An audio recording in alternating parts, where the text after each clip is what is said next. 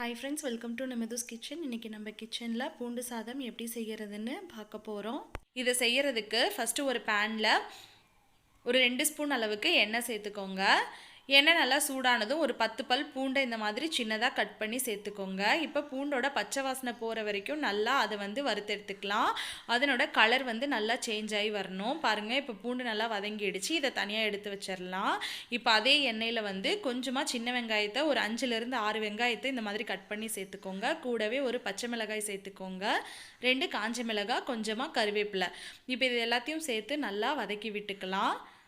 இது கூட ஒரு 1/2 ஸ்பூன் அளவுக்கு கடலைப்பருப்பு, 1/4 ஸ்பூன் அளவுக்கு உளுந்தம்பருப்பு இதையும் சேர்த்துக்கலாம். பருப்பு நீங்கள் முதவே சேர்த்துட்டிங்கன்னா கரிஞ்சி போயிடும். அதனால பின்னாடி சேர்த்து இந்த வெங்காயம் பருப்பெல்லாம் நல்லா வதங்கி வர அளவுக்கு வதக்கிக்கோங்க.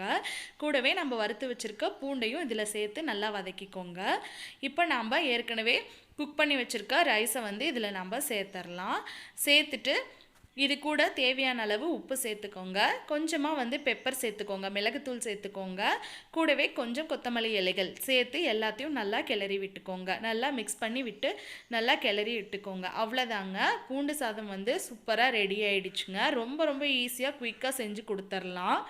குழந்தைங்களுக்கு இது பூண்டு சாதம்னே கண்டுபிடிக்க முடியாது, அந்த அளவுக்கு ரொம்பவும் டேஸ்ட்டாக இருக்கும். இந்த வீடியோ உங்களுக்கு பிடிச்சிருந்ததுன்னா வீடியோக்கு ஒரு லைக் கொடுங்க. மறக்காமல் நம்ம சேனலை சப்ஸ்கிரைப் பண்ணிக்கோங்க. இந்த வீடியோ பற்றின உங்களோட கமெண்ட்ஸை கீழே எனக்கு சொல்லுங்கள்.